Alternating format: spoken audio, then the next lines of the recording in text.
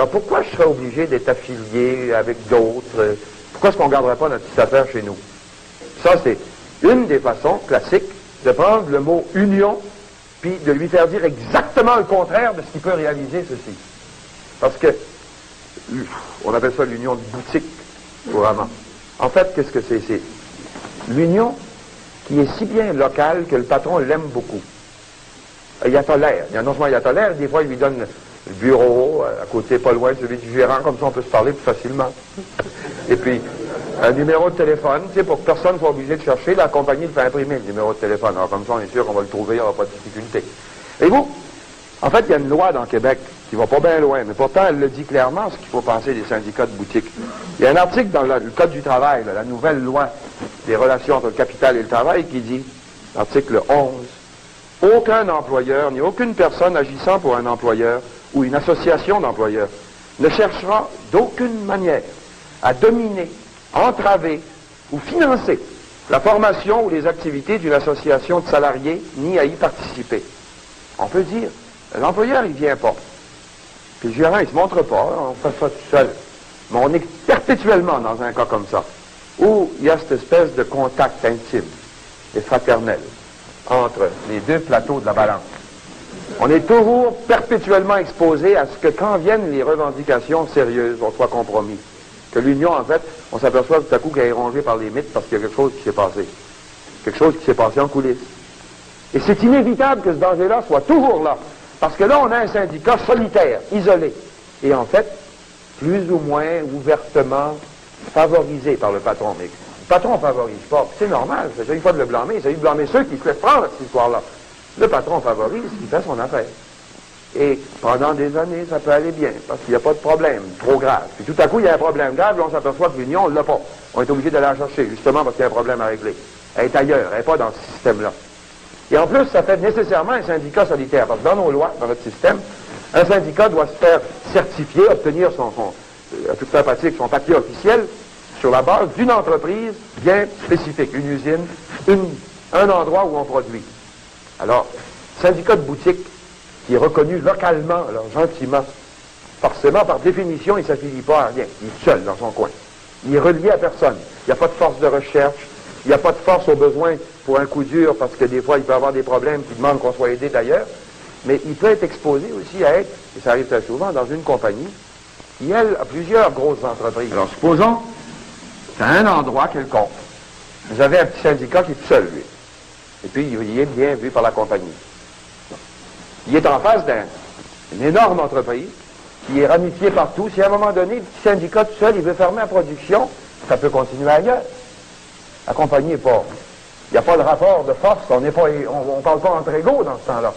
Parce que pour parler entre égaux, il faut avoir une force suffisante pour dire à la compagnie, attention, prends-moi au sérieux parce que moi aussi, je couvre ton entreprise. Alors, là, on peut se faire du mal tous les deux. C'est malheureux, mais comme si on n'est pas dans un monde d'ange, c'est comme ça que ça se règle.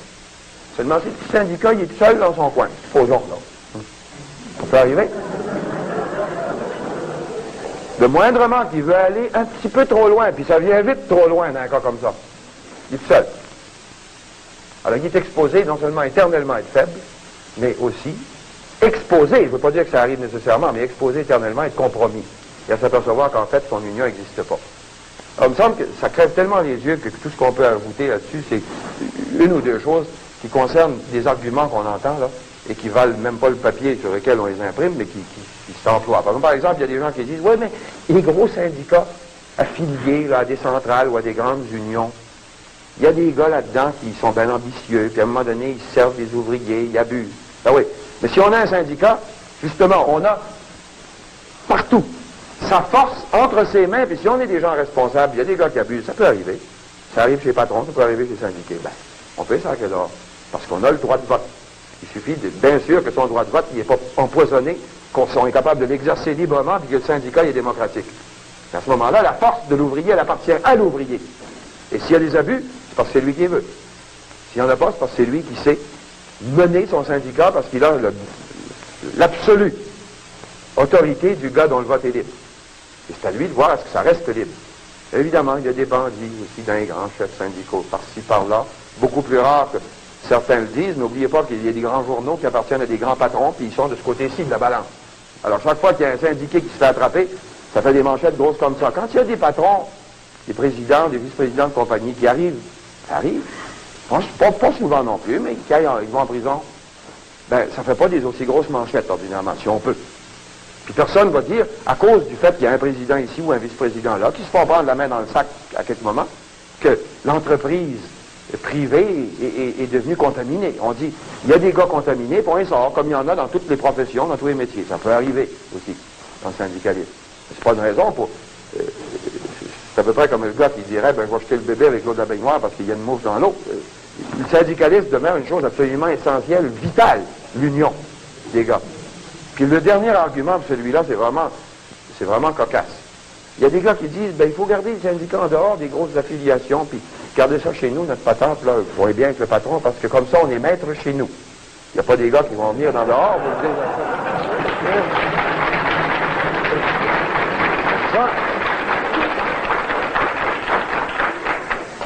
ça, c'est à peu près aussi exactement à l'envers du bon sens et à l'envers de la réalité qu'on peut l'être. Et vous, le gars qui dirait ça, on veut avoir notre petit syndicat parce qu'on veut être maître chez nous. Et on est bien, là. Et puis on n'a pas de gros problèmes. Si on en a, en tout cas, on aime mieux peut-être pas trop y penser parce qu'on sait qu'on ne pourra pas y régler avec ce système-là. Mais comme ça, on est chez nous quand même. Ah oui, il est chez lui, je comprends. Mais maître, à ce moment-là, c'est essentiellement le patron et le gérant qui ont toute la maîtrise. Les autres ont l'illusion. À tous ces points de vue-là, maître chez nous, ça veut dire exactement, encore une fois, que c'est tous ensemble, unis, puis le mieux coordonnés dans tous les secteurs qu'on peut y arriver.